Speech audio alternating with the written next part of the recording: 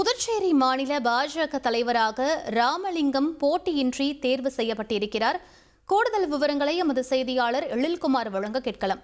வணக்கம் எழில்குமார், உங்களுடைய தகவல் என பதிவு பண்ணுங்க.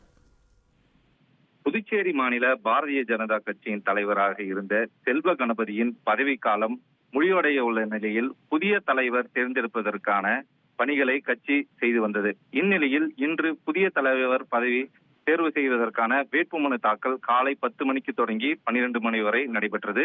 இதில் புதுச்சேரி பாரதிய ஜனதா கட்சியின் நியமன சட்டமன்ற உறுப்பினராக இருந்த ராமலிங்கம் நேற்றைய முன்தினம் தனது சட்டமன்ற உறுப்பினரை பதவியை ராஜினாமா செய்தார். தொடர்ந்து இன்றைய தினம் அவர் புதுச்சேரி மாநில பாரதிய ஜனதா கட்சியின் தலைவர் பதவிக்கான வேட்புமனுவை தாக்கல் செய்தார்.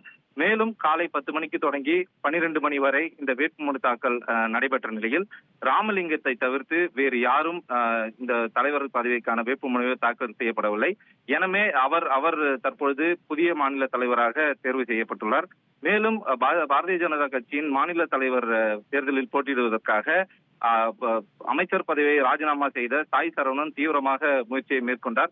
இருந்த போதிலும் புதுச்சேரி மாநில பாரதிய ஜனதா கட்சியின் மேலிட பொறுப்பாளர் நிர்மல்குமார் சுரானா தொடர்ச்சியாக பேச்சுவார்த்தை நடத்தி அவரை சமாதானப்படுத்திய நிலையில் பாரதிய ஜனதா கட்சியின் மாநில தலைவர் தேர்தல் போட்டியில் ராமலிங்கம் மட்டுமே வேட்புமனுவை தாக்கல் செய்தார். எனவே தற்பொழுது 12 மணி ஆன நிலையில் வேட்புமனு தாக்கல் முடிவடைந்தது.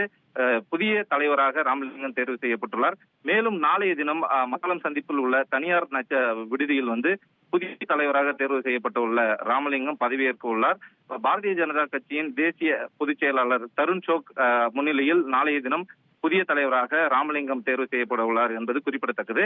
மேலும் பாஜகவை சார்ந்த 3 நியமன சட்டமன்ற உறுப்பினர்கள் தங்களது சட்டமன்ற உறுப்பினர் பதவியை ராஜினாமா செய்த நிலையில் புதிய சட்டமன்ற உறுப்பினராக பாஜகவை சேர்ந்த ராஜசேகர், செல்வம் ஆகிய 3 பேர் பெயர்கள் பரிந்துரை செய்யப்பட்டது. அவர்கள் 3 பேருக்கும் மத்திய அரசு ஒப்புதல் அளிக்கப்பட்டது. அதன் காரணமாக அவர்கள் வரும் 2ஆம் தேதி அன்று காலை சட்டப்பேரவையில் சபாநாயகர் அறையில் சபாநாயகர் முன்னிலையில் மூவரும் சட்டமன்ற உறுப்பினர்களாக பதவியேற்க உள்ளனர்.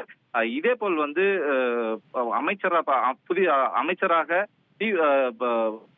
சாய் சரவணன் பதவி விலகிய நிலையில் புதிய அமைச்சராக ஜான்குமார் பதவியேற்க உள்ளார். அன்றைய தினமே பதவியேற்க உள்ளார் என்பதும் குறிப்பிடத்தக்கது. விவரங்களுக்கு நன்றி எழில்குமார். ட்ரெண்ட ஃப்ரெண்ட் ஆக்கிக்கோங்க. 2.5 கோடிக்கும் அதிகமான தந்தி டிவியின் சப்ஸ்கிரைபர்ஸ் அண்ட் ஃபாலோவர்ஸ் குடும்பத்துல நீங்களும் இணையுங்க.